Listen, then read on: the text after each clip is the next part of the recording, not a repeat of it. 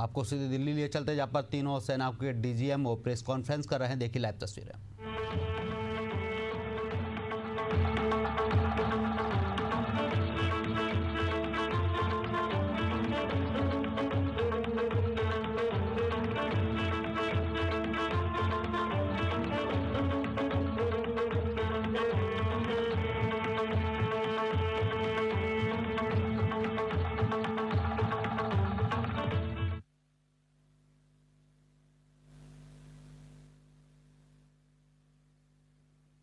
Good evening, ladies and gentlemen. Jai Hind.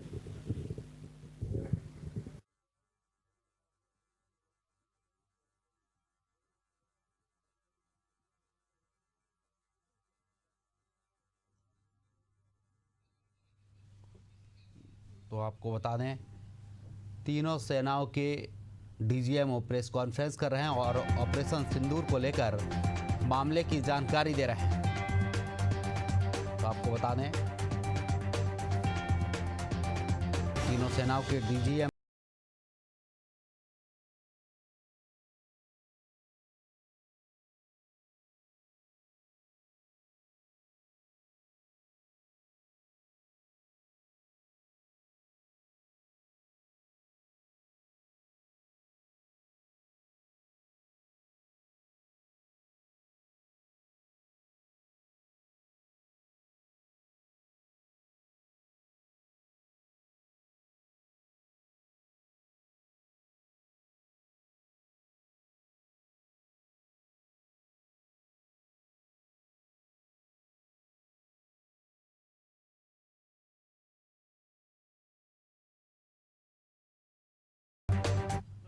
Recent terrorist strikes on our armed forces and defenseless civilians, we knew that to make yet another compelling statement of our resolve, as such as Muridke, the hub center of the Lashkar-e-Taiba, has over the years bred infamous characters such as Ajmal Kasab and the likes of David Headley. What followed was a careful scrutiny of each of these sinister locations, their layout, configuration, even the type of construction in each structure, and the terrain obtained around these. This was with an obvious intent to deduce and identify the exact vector that was required for their neutralization, as also the eyes in the sky that we would send up to ensure that we brought back evidence that we had indeed targeted what we set out to. The precise images of these engagements on that fateful and historical night have already been showcased during the first press statement on the 7th of May that was helmed by our Foreign Secretary. I have no doubt in my mind that we achieved total surprise, and those strikes across those 9 terror hubs left more than 100 terrorists killed, including high-value targets such as Yusuf Azhar, Abdul Malik Rauf, and Mudassir Ahmed that were involved in the hijack of IC-814 and the Pulwama blast. The line of control was also violated soon after by Pakistan, and the erratic and rattled response of our enemy was apparent from the number of civilians, inhabited villages, and religious sites such as Gurudwaras that were unfortunately hit by them, leading to a sad loss of lives. The Indian Air Force played a major part in these strikes by engaging some of these camps, and the Indian Navy provided wherewithal in terms of precision munitions. The Indian Air Force obviously had their assets up in the sky, and I will here request Air Marshal Bharti, the Director General of Air Operations, to detail for you the methodology that the men in blue adopted to successfully manifest this mission.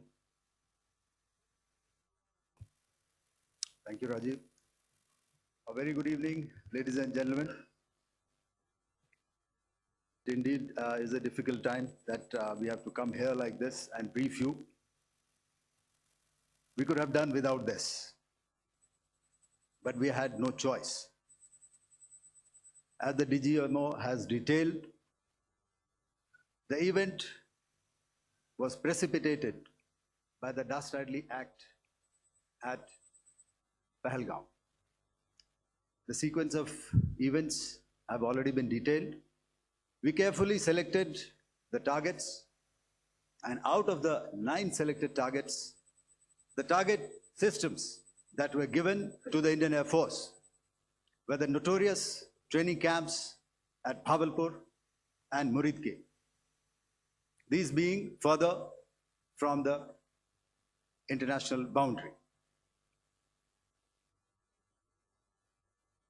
Through critical target system analysis, we analyzed what was to be done to annihilate these targets and plan to engage these targets with precision air-to-surface guided munitions so as to avoid collateral damage.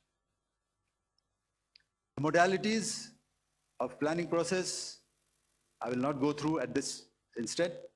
However, what I would like to show you is the results that we achieved through our targeted airstrikes. Could I have the second slide, please? Yeah, change, please.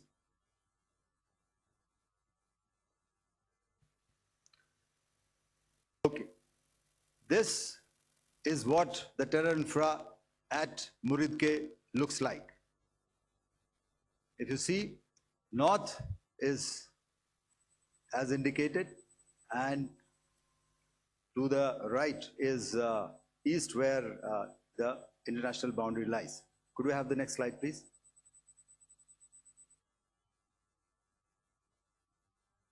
Orientating. Just go back to one slide. Okay. Please have a look at this red building, the series of buildings out here, and this empty ground. Next. If you relate, the empty ground is here, and you see this is the first weapon that is impacting. This is the impact point number 1 on Muridke training camp with our precision guided weapon on early morning 7. Next, please. Keep your eyes glued for the second weapon coming in and the second impact on the selected target point. Next slide, please.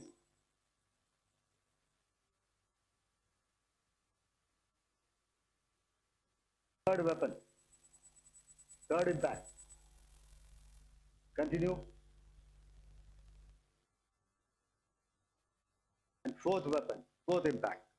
So through these targeted and precision targeting, we addressed the target at Muridke, which was the training infrastructure. Can you hear me? All right.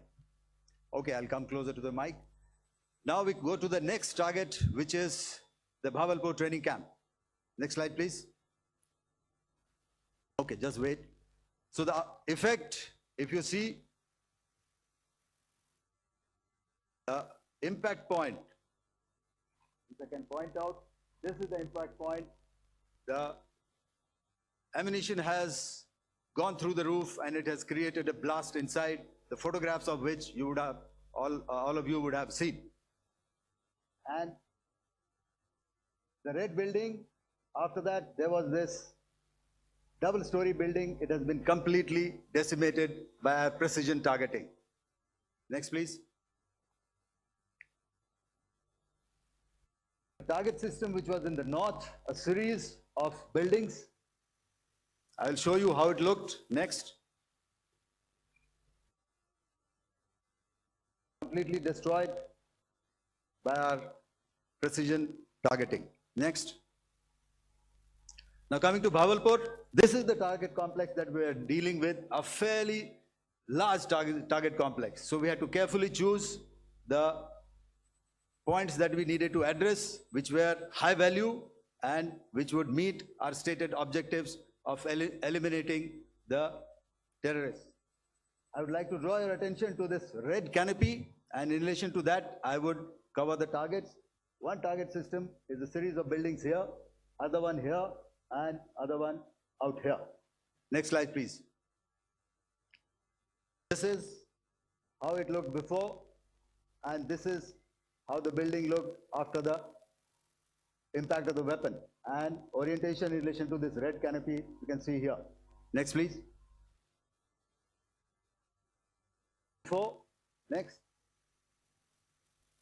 and after. The roofs have completely collapsed. Next. This is the target system. Next. Precision targeting, and we have achieved our objectives here. Next. All right, so that was what we did on the 7th. Our objective was to address these two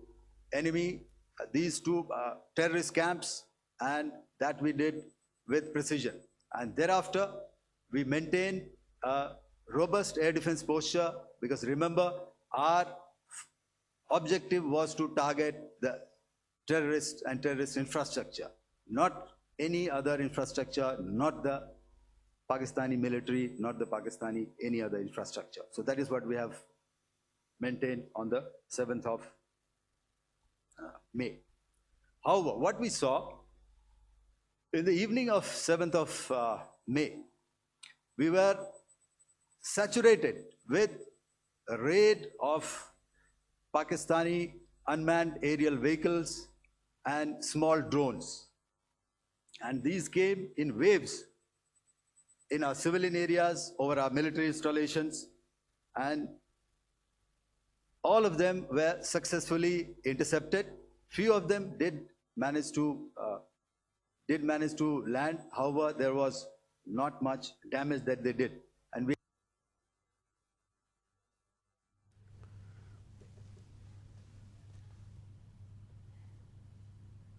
hard kill and soft kill systems, we did the job.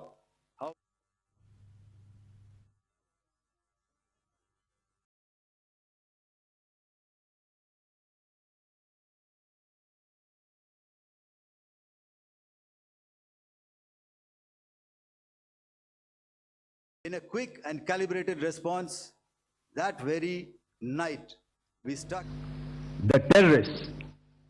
The adversary now has targeted our civilians and the military infrastructure. So it had to be responded to.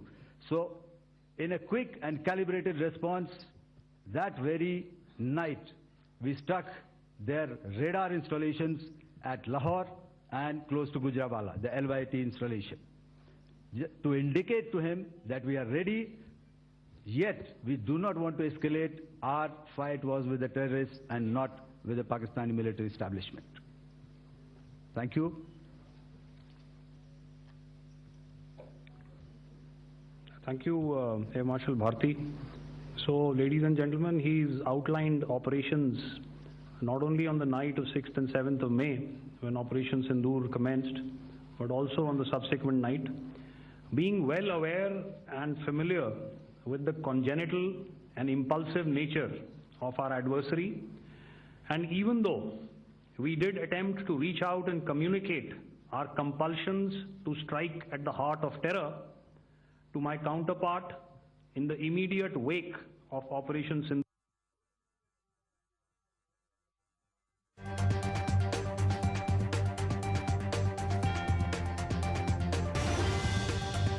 turned down, with an intimation that a severe response was inevitable and in the offing.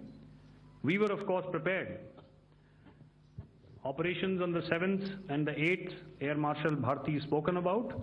On the night of 8th and 9th of May, they flew drones and aircrafts into our airspace all across the borders and made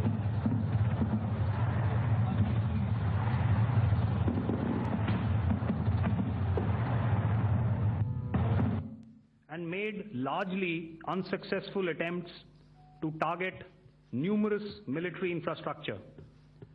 Violations on the line of control by Pakistan also commenced yet again and precipitated into fierce arty engagements. The air operations on the night of 8th and 9th of May, I'll yet again request the DG Air Operations to cover.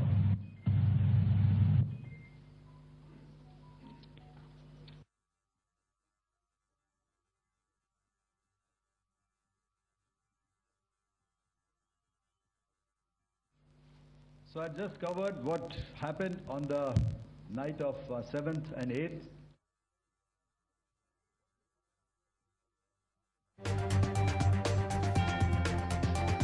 As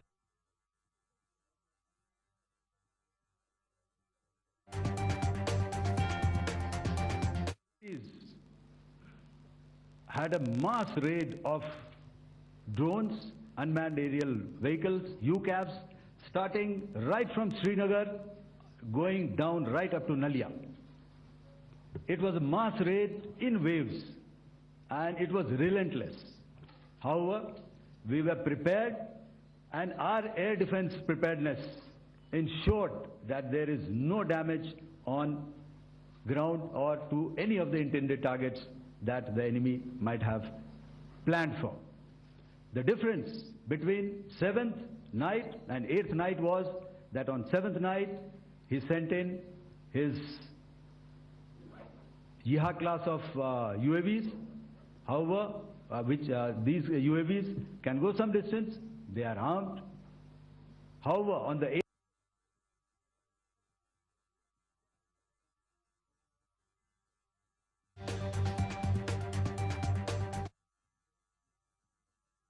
his military installations, which included his SAM sites at Malirkant. This also included his surveillance radar sites at Lahore and close to Gujranwala. These were suitably addressed, and thereafter his drone attacks continued even till morning, which we countered, and during the daytime there was some respite.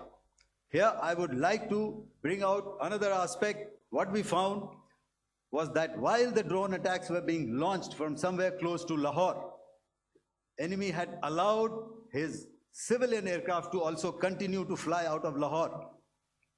Not only his own aircraft, but international passenger aircraft, which is quite insensitive, and we had to exercise extreme caution, even at the cost of some tactical disadvantage, to ensure that there is no damage to any of the civilian aircraft. And this was also brought out in our press briefing during the day. So I will now hand over to my colleague to cover the events of 9th onwards. On land, we also undertook certain measures such as deployment of air defense and electronic warfare assets to establish an integrated grid with the Indian Air Force, and I have seen and heard some of you wax eloquent about the benefits of such an architecture when it comes to negating and combating air intrusions. We also carried out deployment to include movement of our forces in the land, sea, and air domains. The night of the 9th and the 10th of May saw similar intrusions by drones and aircrafts, and this time there was a concerted effort to target airfields and some very, very important logistic installations, albeit yet again unsuccessful and denied gallantly and efficiently, I must say, by the integrated Indian Air Force and Indian Army Air Defense. We further strengthened our deployment and also initiated some pressure points to send a very clear and unambiguous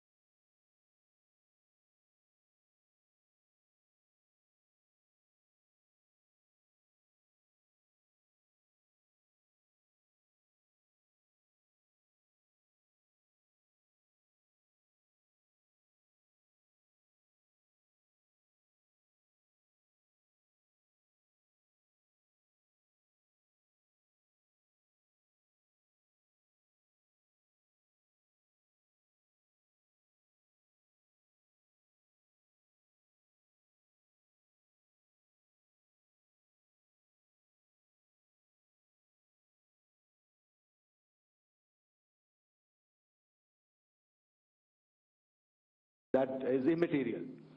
And what damage have we inflicted? You have seen. What are the casualties on the other side? As I said, that is for them to count. As far as we are concerned, from the air defense side, if they had a choice, they would have definitely come in. They are fighters, there are more numbers of UCAVs. It is not that they did not intend to come in. It is only that our robust AD posture prevented them from coming in. So that must be known, and that must be realized by all the audience here. Yeah, I'll come to the left now, 24.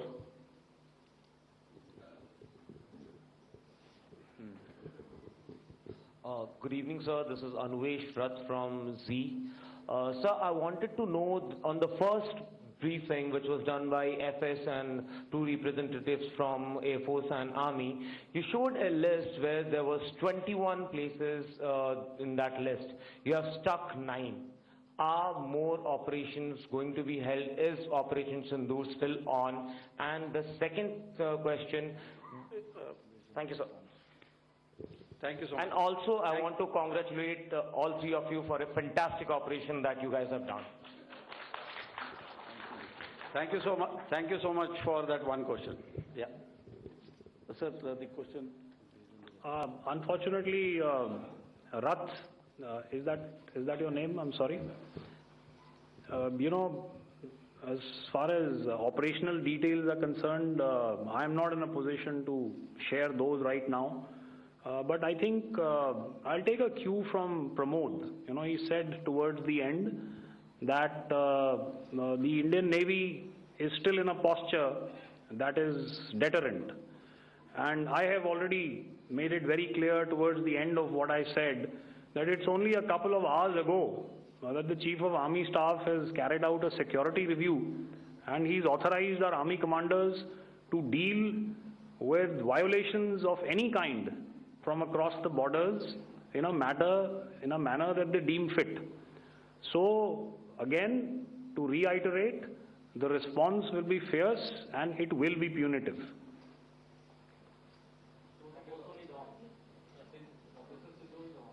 Yes. 163. I'll go back this side now. Yeah, 255. She said middle wale kya karenge, so 255. Oh, sorry. Good evening, sir. I'm Shailesh from National Defense. Please allow me, first of all, to pay my gratitude for protecting us Indians. Thank you very much. Sir, since the enemy has been talking about taking down our aerial platforms, it would be deemed fit in case we can reveal that we have taken down their fighter jets. What would be the number? Though you said that they may be not good to reveal the platforms, but since this has come from various quarters in Pakistan, so I believe that we need to answer, in case if you can, sir, if you may allow. The question is for me? Yes, sir. Okay, and if I get it right, you want to know how many of their planes we have downed? Yes, sir. Yes, sir. All right. See, as I said, their planes were prevented from coming inside our border. All right. So we do not have the wreckage with us, but definitely we have downed a few planes. Numbers, we would not like to hazard a guess out here. Okay. I have the numbers. Okay, and we are getting into the technical details of it to establish it. So I would not like to put a figure at this time, but definitely there are losses from their side which we have inflicted. Were they four generation plus, sir?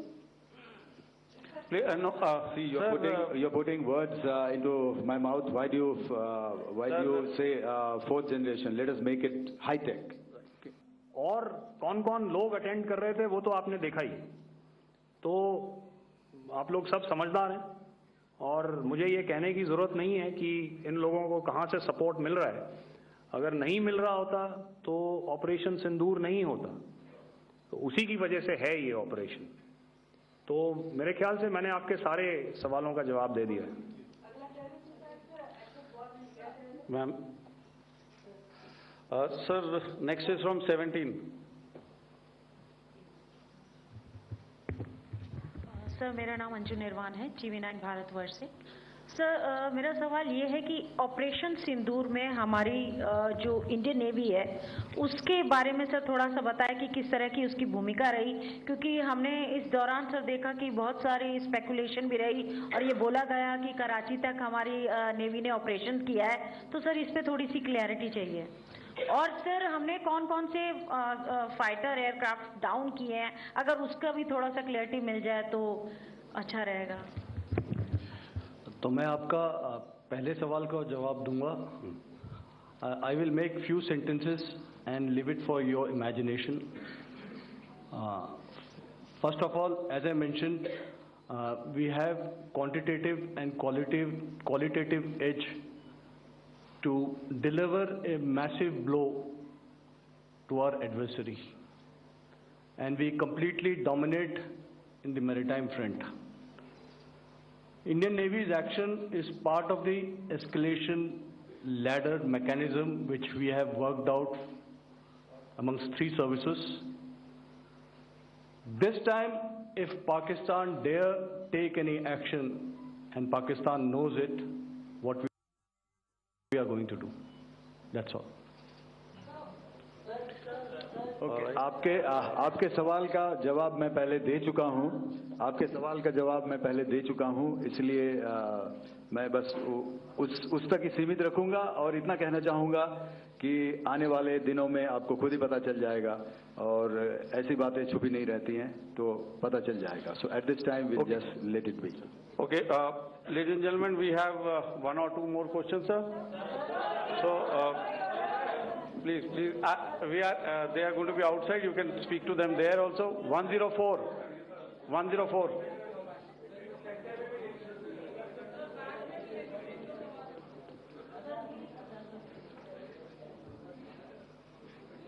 I think. Yeah, ask, sir. Sir, Dinakar with the Hindu newspaper. Are you surprised that you got this question? No, sir. I'm waiting for this to look. Sir, can you give a number of assets we lost, because there's been a lot of speculation going on, international media writing a lot of things about our platforms, including Rafale. I mean, Pakistan claiming that Rafale has been downed, etc. Can you put that question to rest and clarify on that? I guess that question is for me. All right, I'm happy that you've asked this question. You know, we are in a combat scenario, and losses are a part of combat. The question that you must ask us, okay, and indeed that we must ask ourselves, you inclusive, is, have we achieved our objectives? Have we achieved our objective of decimating that terrorist camp? And the answer is a thumping yes. And the results are for the whole world to see. As for the details, what could have been, how many numbers, which platform did we lose? You know, at this time, I would not like to comment on that, because we are still in a combat situation. And if I comment on anything, it will only be advantage adversary. So we don't want to give him any advantage at this stage. All I can say is that we have achieved our objectives that we selected, and all our pilots are back home. Thank you. Okay, hold, please don't, please be civil here. So we'll have 220 now. Hello sir, this is Anita Chaudhary sir from Swadesh newspaper. मेरा सवाल है, क्योंकि हमारे जो पहले जो action रहा वो आतंकवाद के खिलाफ रहा, तो आतंकवाद में अजहर मसूद की तरफ से एक बयान जारी किया गया था जिसमें उन्होंने कहा कि हम इसका बदला लेंगे और जाज जाज रुलाएंगे. तो क्या अगला, अगर खुदा न खास्ता अगला टेरर अटैक किसी भी तरह का होता है, तो क्या उसे एक्ट ऑफ वॉर में हमारी तरफ से लिया जाएगा और उसका क्या माकूल जवाब दिया जा सकता है? मेरा इसमें सिर्फ एक ही जवाब है आपके लिए कि हमने अपनी कार्रवाई करी। हमने उसके बाद मैंने अपने स्टेटमेंट में भी बताया कि ये कम्युनिकेट करने की कोशिश करी कि हमने इस तरीके से ये जो स्ट्राइक्स हैं वो क्यों की। लेकिन जो हमारा एडवर्सरी है उसने जैसे मुनासिब समझा वो कार्रवाई करी। तो आपने देखा कि ये जो एक्टिविटीज़ चल रही हैं 3-4 दिन से, ये कोई वॉर से कम नहीं है। नॉर्मल सर्कमस्टांसेस में एक दूसरे देश की एयरफोर्सेस हवा में नहीं उड़ती हैं और एक दूसरे के ऊपर स्ट्राइक्स नहीं करती हैं। हर रात इंट्रूजन्स नहीं होते हैं। लाइन ऑफ कंट्रोल पर सीज फायर वायोलेशंस, आपके एक साथी ने सवाल पूछा था शुरू में, एक सीज फायर अंडरस्टैंडिंग था, वो भी जा चुका है। उस सीज फायर अंडरस्टैंडिंग के जाते जो फायरिंग हो रही है लाइन ऑफ कंट्रोल में, उसमें घुसपैठ की कोशिश हो रही है। आमतौर पर ये घुसपैठ लाइन ऑफ कंट्रोल में टेररिस्ट करते हैं, लेकिन हमें इंफॉर्मेशन है कि हो सकता है ये पाकिस्तान आर्मी की टोलियां भी हों जो हमारे पोस्ट के ऊपर खामी पहुंचाने की कोशिश कर रही हैं। तो ये सारी एक्टिविटीज तो वॉर में शामिल हैं।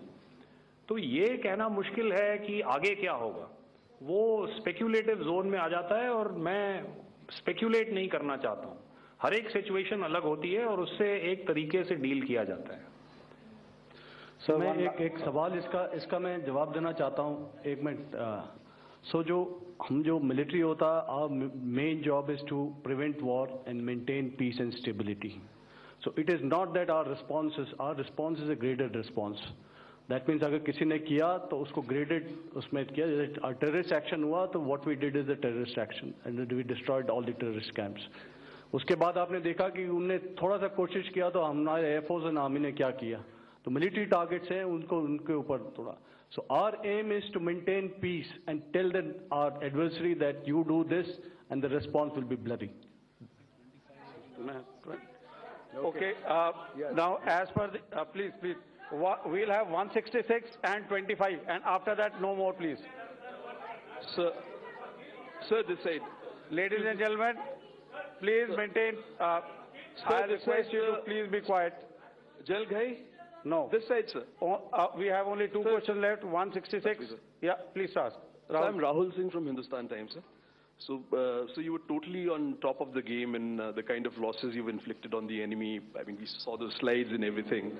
So it kind of comes across that you were batting it 99 and you decided to declare your innings. What are your thoughts on that, sir? And do you think, are you weighing the option of the Pakistan army using this time, buying this time of the so-called ceasefire or the understanding? And you talked about how they could not be trusted. So buying time to kind of build up their war reserves, getting stuff from their friends like Turkey or China, are we considering that possibility, sir? Look, see, the call came from the Pakistani side to speak about cessation of hostilities. What pauses mean during such conflicts is known to everybody. You know, I don't want to go into the pros and cons of how preparation for war is made. You know, that is a process in itself. But I think my senior colleague here, the DG Air Operations, spoke, or he alluded at least, you know, to what this operation was precisely and specifically meant for. And I think that's something that we achieved, you know, right at the outset. Had we had the option not to go further, we probably wouldn't have. But we've been compelled to be in this situation. And as you've seen, the armed forces of India, and you know, you've got the 3 Director Generals sitting here, we are always prepared to face any eventuality. And like I said, that's for the sovereignty, the territorial integrity, and the safety of our citizens. So whatever has to be done will be done. You know, I'm not so concerned about what Pakistan will do in this time. I'm only concerned about what we will do. We have a roadmap and a plan, and we will follow it diligently, and we will follow it to the T. You know, that's the contention that I want to make here today. Ma'am, please. Okay, the last question, and ma'am, 25. She's been asking since the first one. Sir, I'm Nandita. Sir. She's not asking a question. Sir, I'm Nandita Dagar, DGAR from DD News and DD India. Sir, I wanted to ask you that my question is to General Ghai. Sir, you spoke to your counterpart yesterday and the Pakistani counterpart. Sir, what is the Indian Army's assessment that despite that agreement, that talk that you had, despite that agreement coming into effect at 1700 hours yesterday, why did they violate it? And number two, yesterday at the joint Defense Ministry and Foreign Ministry briefing, Wing Commander Vyomika Singh and Colonel Sophia Qureshi had told us that we have cited the Pakistani troops amassing at the borders and at the LOC. Sir, has that situation changed? Have they withdrawn? And sir, if in case, despite now there is a lull, of course, but if tonight again the enemy again carries out shelling and aerial intrusions through drones, what is going to be our response, sir? Thank you. So, without outlining the specifics of that response, I've already made it clear that there will be a response, and it will be fierce and it will be punitive. Why the Pakistan Army chose the option of violating the understanding that was arrived at earlier yesterday, I think that's a question that we best answered by the Pakistan DGMO. I wouldn't be able to, give you that. But, in situations such as these, and if you go back into any conflict, sometimes these understandings take time, to fructify and manifest on ground. But without, getting into the reasons, it is our mandate to be prepared at all times, and that we were. It's not as if because there was an understanding we weren't prepared. I must tell you that the armed forces were on a very, very high alert, and they continue to be in that state even as we speak. Oh, all right. Ladies and gentlemen, please, ma'am, please. Okay, thank you so much for coming today. Those who have missed asking a question, I knew I'll grab this attention from you like this. Those who have missed the opportunity to ask a question can give me a written one. I'll definitely get back to you with that. And also, they are they are invited for a cup of tea in my office day after tomorrow. Thank you, ladies and gentlemen, for coming. Thank you. Obviously had their assets up in the sky, and I will here request Air Marshal Bharti, the Director General of Air Operations, to detail for you the methodology that the men in blue adopted to successfully manifest this mission. Thank you, Rajiv. A very good evening, ladies and gentlemen. It indeed is a difficult time that we have to come here like this and brief you. We could have done without this, but we had no choice. As the DGMO has detailed, the event was precipitated by the dastardly act at Pahalgam. The sequence of events have already been detailed. We carefully selected the targets, and out of the 9 selected targets, the target systems that were given to the Indian Air Force were the notorious training camps at Bhavalpur and Muridke, these being further from the international boundary. Through critical target system analysis, we analyzed what was to be done to annihilate